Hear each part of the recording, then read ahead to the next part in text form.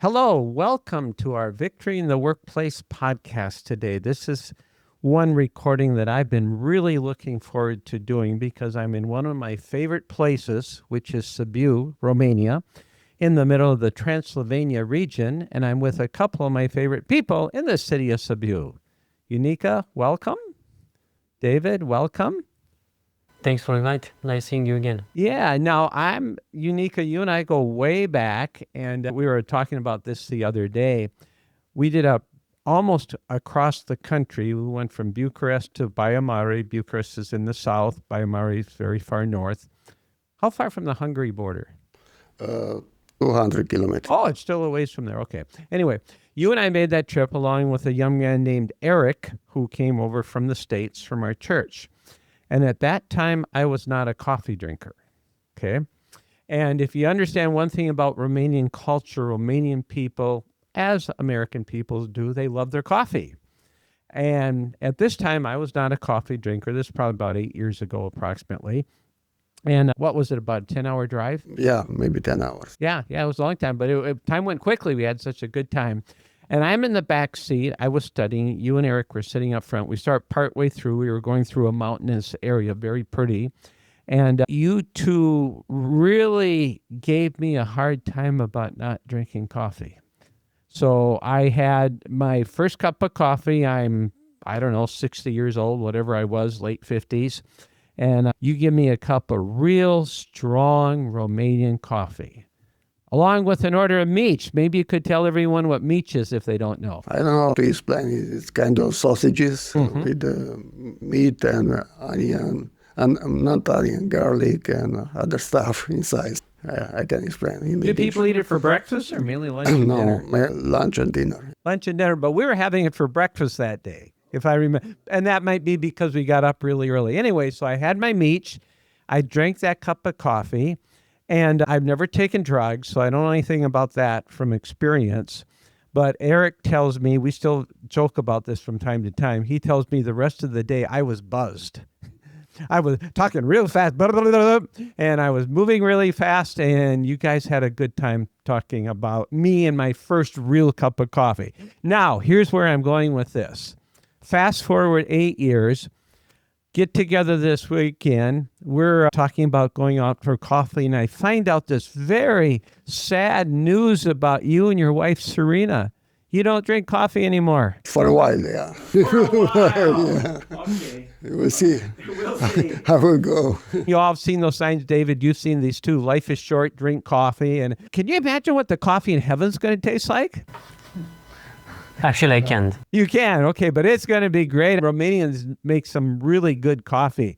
But I just thought, here is this person who started to get me hooked on coffee. Now, to follow up on my coffee history, for the longest time, I drank maybe 2 or 3 cups a week. Not a day, but a week.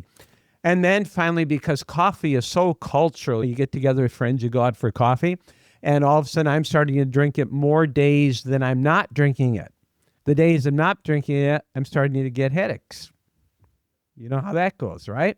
And I actually prayed about this, and Lord, I got these headaches. I don't ever get headaches. And I felt the Holy Spirit prompt my heart saying, Nate, you're being double-minded about this. You either need to get all in on coffee or drop it. I decided to go all in. And now I enjoy my coffee. Not a lot, 1 or 2 cups every day. And I lost my coffee drinking buddy, but maybe just temporarily. Yeah. For me, when I stopped drinking coffee, it was 3 days headache. Yeah. Now, because I go through this painful withdrawal, situation. basically, Yeah. almost like an addict off of drugs, right? Yeah, like a drug. And now I think I need to stay on at least a time, maybe 1 year, or we'll see how I will go. You went to all that trouble, went through those 3 days. You might as well enjoy it for all. David, they say that you can read one study that says coffee's good for you.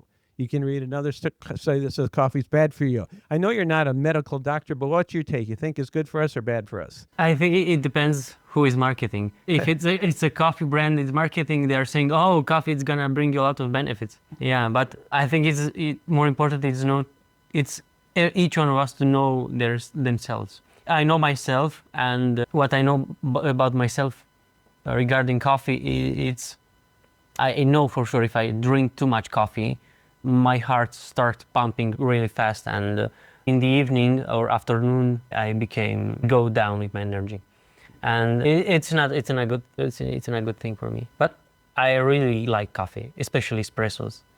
I agree with you. Folks, that's our coffee history. I'm sure you're all just waiting to know that. Let's go on from coffee and let's talk about the important subject of work. This thing that people spend 75 to 80,000 hours of their life doing.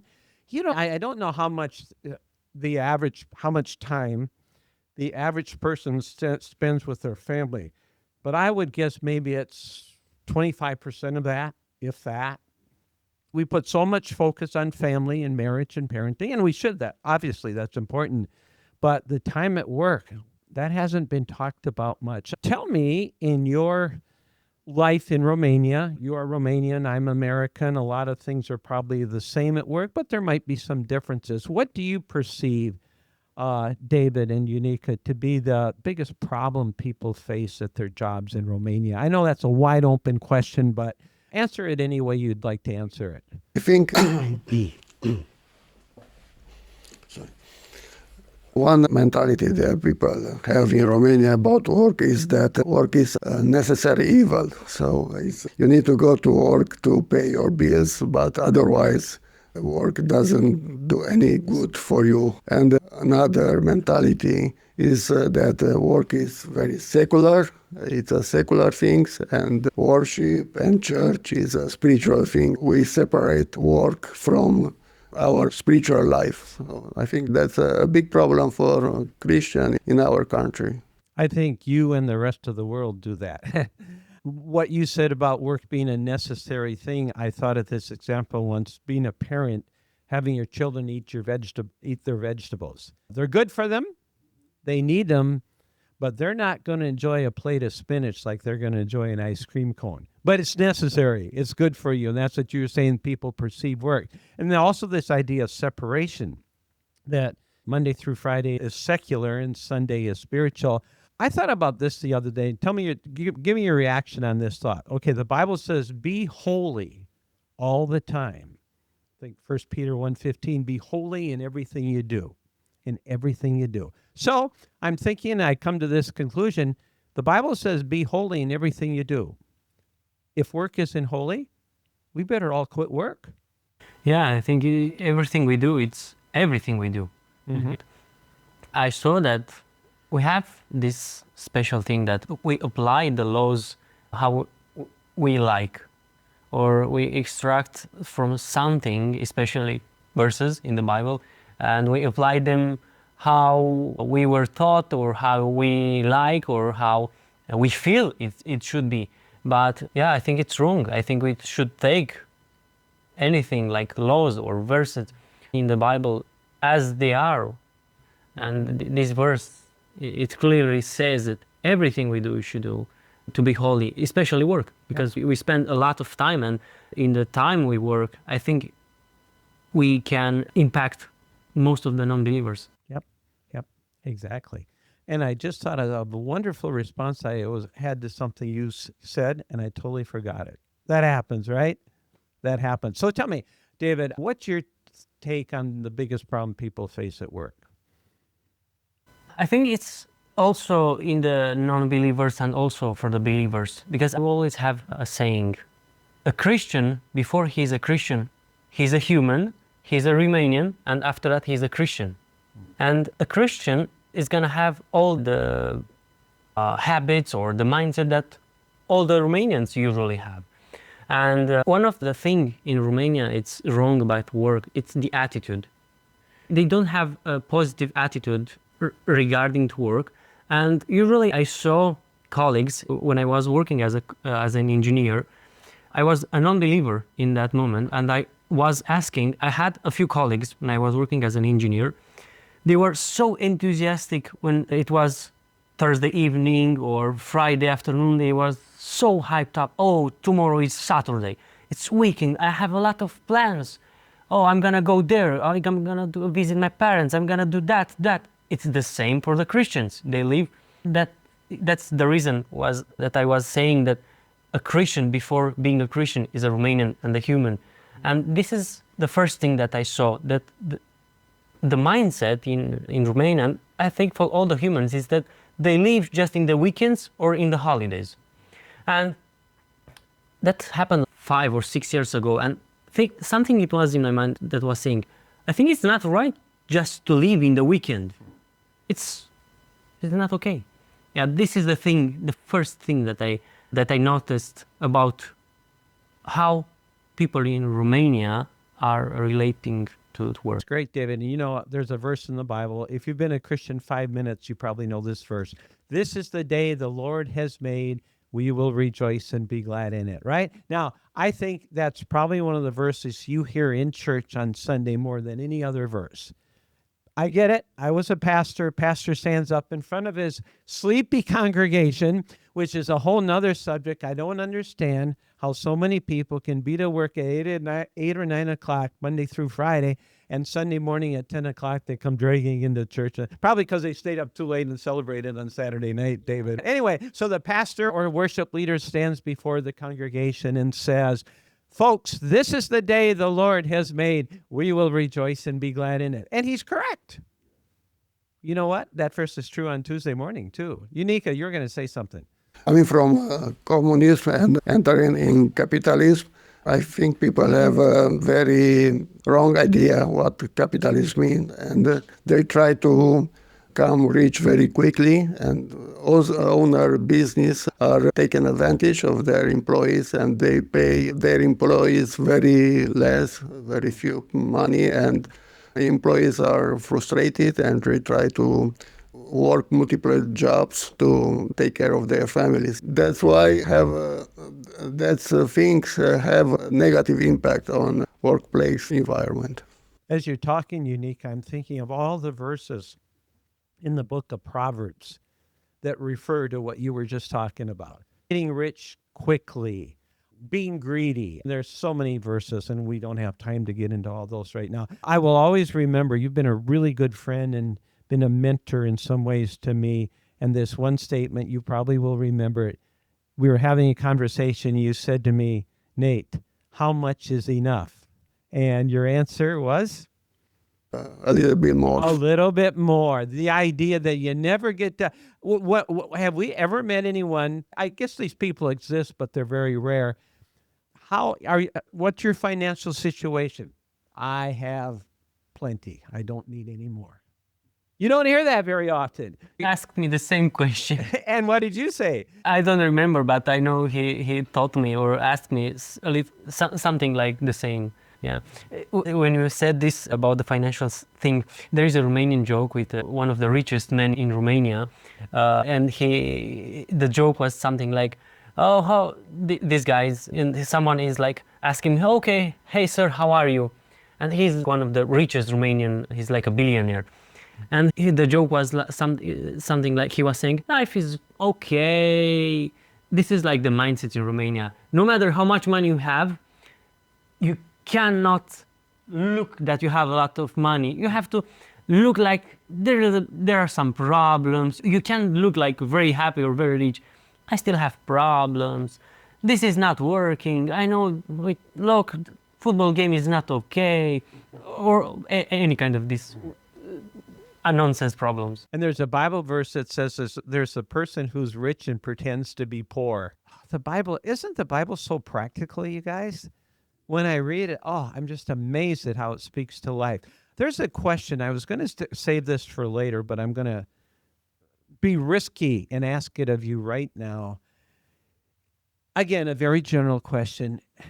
Does it seem to you that the workplace experience, okay, let me put it this way. I love to talk to people. We were talking at breakfast earlier today. I love to ask people this question. On a scale of 1 to 10, 10 being amazing, fantastic, 1 being it feels like hell. From 1 to 10, how would you rate your work experience? Okay. Do you think the Christians that in Romania, that's all you can speak for is the ones you know, do you think the Christians would rate their work experience much higher than the non-Christians? Maybe not. Not.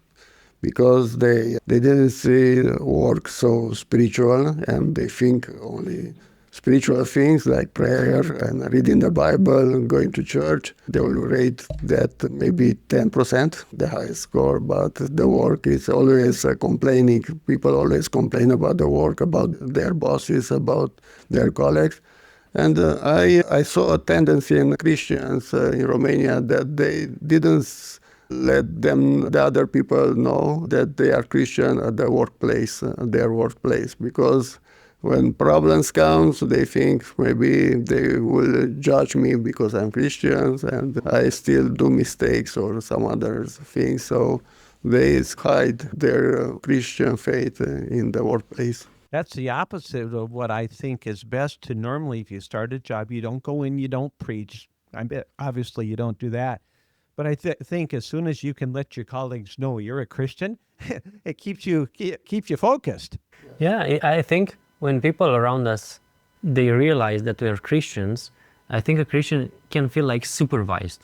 Oh, I can't say I'm a Christian because all of my colleagues, all of my neighbors, they know I'm a Christian, and we know that the non-believers, they have higher expectation from us. Mm-hmm. And maybe that's a reason why I think Unika said that many Christians, they don't say or they don't show up as Christians at their workplace. Yeah. David, how would you, to answer that question, do you think Christians in Romania would rate their work experience any higher, about the same, hopefully not worse than the unbeliever? Unfortunately, I don't think they would give a higher rate, as you ask, from 1 to 10. I think, and I'm keeping the thing that I said, Christians, before being Christian, they're Romanians. And most of them are having the same complaints about their work, or about their boss, or about their job.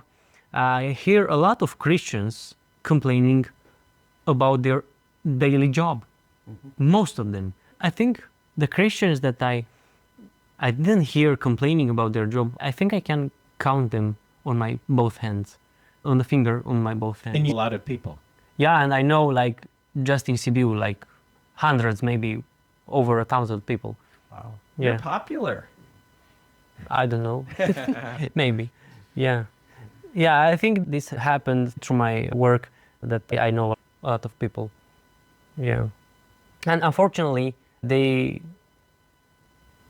are a lot of Christians that they complain about their work. They're always thinking, oh, I should change my job. I should change my job. I should do something else. I'm not thankful for what I have. I should do better.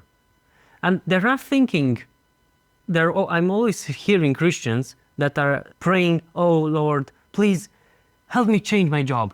Please give me another job. But they're not looking at them that there is something they should change at themselves, in them. Exactly. And after that, it's gonna they can have a good job. Why I'm saying this? In my business, I did, and I'm doing a lot of interviews. And I interviewed for our company hundreds and hundreds of people. And usually people have higher expectation, especially for the salary. Most of the young people they're thinking, okay, I just finished college, I'm gonna work 1, 2, 3 years and gonna have 10,000 lei salary. And I was looking on some statistics, and do you know how many people in Romania have over 10,000 lei as salary per month? No, I don't. You're gonna tell It's 1.5. 1.5% of all employees in Romania have over 10,000 lei. And in my mind, there is like, what do you have, like, abilities or know-how that is gonna make you better than the other 90% of the employees in the marketplace? They are not realistic about their abilities or their know-how, and they want, like, higher jobs. And I think it's the same thing applied to the Christians. They don't, maybe it sounds rude, but I'm a realistic guy. Many people have non-realistic expectations for their beneficials or their salaries, and they're not looking at their experience or their abilities or their know-how. If you're dissatisfied with your job at all, I'd encourage you to go back and replay this last 3 to 4 minutes of what you just said, David. That was so good. So to sum up what you're saying, you got people with average skill doing at best average work, looking for top salary. Not going to happen. Yeah. Yeah. And by the way, 10,000 lei would be about how many dollars? I think 4 to 1 to almost. Yeah, about approximately. So, Unika, going back to something you said about the separation of sacred or church and secular, meaning the world, the natural stuff. So a Christian, I think Christians do this all the time. I know because I did it. You look at John chapter 10, verse 10. We know that verse. Satan, it gives the job description of Satan. He comes to steal, he comes to kill, and he comes to destroy. But Jesus has come to give abundant life. And I know what I think what happens subconsciously, a Christian looks at that verse and they don't even consider it for Monday. They don't even consider it for Thursday afternoon. They say, oh, as soon as Friday night comes, oh, hallelujah, Jesus has come to give us life and give us life abundantly. And Friday night, Saturday, Sunday, it's all good. But then Monday comes and they totally forget that and live just like a non-believer at work. Wow. It's abundant life just from Friday evening to Sunday evening. Is not abundant life. Yeah, it's not. You two. Yeah, it's not abundant life. Abundant life means all the time life, 24/7. 24/7.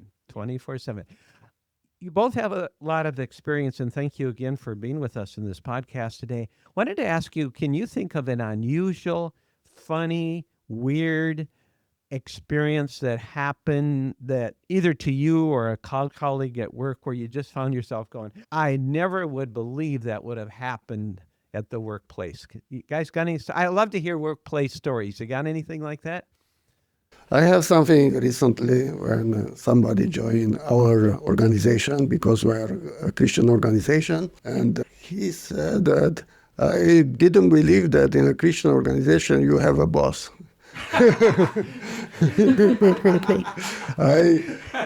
I changed to job until now, and I was thinking that in a Christian organization you can do whatever you want, and you don't have a boss who tell you what to do and to report to this boss. And I was this was very strange to me. Yeah. We actually had someone in our church once. You talk about finances and offerings. That's part of life, right? Got to have money. And this person was surprised that a church had to pay an electric bill and heating bill. They thought maybe the government just gave that to you. Doesn't happen in America, and I don't think it probably happens here. Wow. Okay, let's talk about that Christian. Address this because Unika, you've worked in Christian ministry for a long time. You were the big cheese in a big organization. That we jokingly use the word big cheese and you were that for how many years? 8 years. 8 years. I heard a guy say one time he wanted to work in a Christian organization because in a Christian organization, it's not so demanding and it's easier. And if you don't get the job done, nobody gives you a hard time. Address that thought. Yeah, I think many people think that there are so much work to do in a Christian organization, and we always see the needs for people to hear the gospel. The harvest is plentiful, the workers are few. Absolutely. So the Bible says, and we see very clearly these things in organization. And when we do an event or when we organize a conference or something like that, there is a lot of work to do, and people need to have responsibility for different things, and it's very hard because everybody in our organization is raising their own support. It's very hard to be a leader or a boss in this kind of organization because people say, I don't want to do this, I don't want to do that, and how can you do as a leader and as a boss? Wow. Makes it almost more difficult than working in a secular organization. I love good workplace testimonies. Testimony is just a good story. You both got one? Either yourself or somebody that you know that just had this amazing. We had a church service yesterday, and I used the phrase, does your work shout for joy? Does your work sing for joy? And that's based upon some Bible verses that say, even the mountains and the hills and the trees will sing for joy. Yeah, your thoughts. Any stories come to mind, David? Yeah, I think I have multiply joyful stories. Good. We can just keep the camera rolling and go for it. Yeah.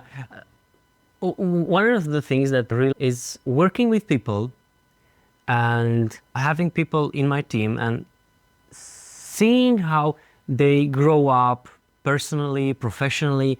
This is one of my greatest joyful moments when I can take somebody, working with a person and seeing that person climbing the stair step by step and seeing how he is growing personally, professionally. And this is one of my joyful moments when I can see somebody that I'm working with becoming better than me at something, or seeing how he's growing up or how he's growing some skills. And this is one of the best things or the best feelings that I ever had, to see people that I started working like 2-3 years ago, seeing how they reach their potential and how they enjoy their work, their personal life. And this is one of the things that I understood, that it's part of my callings to invest and serve people from my teams and to invest in them, to help them to reach their best potential in personal life, professional life, or spiritual life. Yeah, this is the best or the most joyful thing for me to have in work. Unika, David definitely has the characteristics of a leader, doesn't he? Yeah. Okay. What's the story you got? Yeah, I was thinking about a lady from our organization who received our prayer letters, and as a family we send the prayer letters to our supporters, and she saw that our prayer letters can be done better. Okay. So she offered to look beforehand our prayer letters and to correct this and to make it better. And now every time I write a prayer letter, after I write it, I send it to her, and she correct it, and she is doing it better. So, She makes you look like you're technologically brilliant. And we've had the same thing. And by the way, Val, if you're watching this now, thank you. You make our newsletters look much more professional and easy to read. Same thing as your experience. and it was her desire, and I didn't ask for that. So I saw that she make 1 mile ahead, I would say. She's making one extra mile. Yeah, she's making the second mile. Okay. Oh, that's nice of her. David, I'm going back. I find myself thinking about what you said about a big problem, people doing average work but wanting the top salary. Boy, that second mile principle comes in here. If the person is getting an average salary and you're a Christian, you're trusting God, and you go the second mile on a regular basis, you honor your boss, you show up on time, you work a little bit extra. You don't stay for 3 hours extra. Maybe you stay for 10 minutes, that type of thing. Eventually, the Bible says you will get rewarded. God will make, if it's not through your current boss, some way, somehow, God will get you that exceptional blessing because you've done the work. You've planted. People are trying to, it's like going out to your garden without planting anything and expecting to get a crop. It's not going to work. I have an example that can be related to this story. I had a client that he was a client of mine already. And why I'm saying this, because it's a good example of what it's meaning going an extra mile with somebody. And also I saw that in my life after going this extra mile with this person. I saw how God blessed after that. So it was something like I was having a client. I was needing some clients in that period. It happened like a few years ago, and I was in a time period when I needed to make some clients, and it was an existing client. And this client said to me, "Okay, I want a new investment fund. I want this fund." We set up the final meeting. In 2 weeks, he texted me a few days before. He confirmed the meeting with me. The day with the meeting came, and he arrived at the office, and he said, "David, I don't want any more the product." And I was shocked because he told me he wants this new investment fund. "Oh, okay, but yet I thought better. I talked with my wife, blah blah blah." He said a few more things, and I said, "Okay, we are not gonna do it anymore." And I tried to understand why he didn't want anymore this new product, and eventually he wanted again the product, and I said, "Okay, no, Mr. Client, I'm not gonna give you this product because you already said you don't want it. Eventually the meeting ended, and I was asking myself why he said he wanted before, and after that he said he don't want it anymore. But when I was in the meeting, there was something in my mind, you should make this client, you should make this client. But I said to myself, okay, he said in the beginning he don't want it anymore, I'm not gonna do it. And I was a little bit sad 2 days because I didn't make this client, and it was an important client. The thing is that in the next 5 or 6 days, I made 5 more clients with almost zero effort. And they made, in those 5 clients, I think around 6 times more money than this client.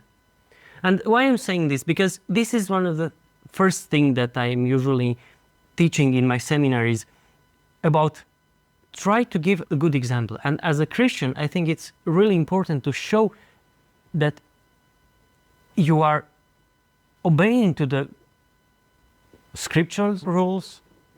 And because in that moment, I saw that I can convince that client to do it. But in the beginning, I saw that he don't want it anymore. I saw that he wanted, I could convince him to have that product. But it was that thought in my mind that was saying, you should make this client, you need this client. But I refused to do it. And I was so overwhelmed after 7 days to see that I made 6 times more in other clients with almost zero effort, just because I respected some rules. You know what I would call that, David? If you work for the Lord, you will get rewarded by the Lord. If you work for man, maybe you will get rewarded, probably not. Many times not, right? Because of the world we live in. But if you keep your heart, have a servant's heart, don't get bitter, all those things that you talked about, God will. I think a lot of times people don't think God cares about Monday through Friday. I think he cares about every email, every text, every project, every client, every colleague, everything. He cares about the number of hairs on our head. The Bible tells us that. This has been so good today, David and Unika. Just appreciate you two so much. I'm so blessed to know you, to serve the King of Kings together with you. Let's close with this question for you. Yesterday, I had a couple that's going to be getting married, and my wife and I have been married more than a few years, okay? And they very sincerely asked me, what's one bit of advice that you would give us? Now, I didn't like my answer too much. Aaron, thank you for telling me it was better than I thought it was. So I want to ask you both today, when it comes to work, we got people watching this that maybe they've been working for a few years, maybe they're just getting started, and it's tough. It is tough in the work world. What's one bit of helpful advice that you would give to someone? I think for a Christian to be authentic, go to work with joyful heart, and to share to other colleagues that they are Christian and they are not perfect and they can do mistake, but they try to work as much as they could, and as well as to be fair and to honor their bosses, their colleagues, and to admit that they are people and mankind, and that they can do mistakes, and to not be embarrassed when they do it. I think when you talk about, because you both alluded to the fact that maybe people are hesitant to let their colleagues know they're Christian because they're going to mess up sometimes. I think if we emphasize the fact that Christians are forgiven people, we're not perfect people. And then I remember one time I messed up so bad at work, but it's the only time I really messed up this bad in 6 years, okay? So normally I did okay, but this one particular day, it was chaos. People were being stupid. I'm sorry. People were just being stupid, okay? And for just a few moments, I didn't swear or anything. I just raised my voice and expressed frustration. People came up to me, what's wrong with you? Why are you acting like this? And you know what that told me, though? I could have very easily gotten condemned and felt shame. Lord, I'm sorry. I lost it. I repent. That told me that the 99% of the time I wasn't losing it, they were watching me. They're not going to come up and tell me, great job acting like Jesus, but they're watching and they're taking notes. So anyway, David, your closing thought on something that would be helpful. Yeah, One of the main things I encourage everybody is to do it, no matter what. Just go, do it, try to do it your best, because and try, do it, fail, and after that come back again. Because if you are not working, you don't have the chance to fail. Correct. The best things I learned in my life was after a big failure or after failing. And the thing is that if you're not trying, you cannot fail. And most of the people, they're saying, oh, I'm not gonna try this, I'm not gonna go there, I'm not gonna try this business or this job, or I'm not gonna try this ministry, I can't try this because I don't think I'm good at this ministry or at this serving. But if you're not trying, how you know you're not good to do it? Just go, do it, pray for that, because I saw that God is having this really special thing. And I saw in my life, no matter what decision I make, or almost, doesn't matter or what I think, if I pray for that, and I'm going with faith in this thing that I'm doing, God is always gonna reward me by my faith, not by my actions or by my decisions. And this is the sure thing. Pray for what you want to do, and then go to act. There's a shoe company, Nike, in America. Just do it. Just do it. So, Unika, David, thank you so much. We'll have to do this again sometime. Hope you enjoyed yourself. And this is Nate Belkstrom. This is the Victory in the Workplace podcast, and we'll see you next time.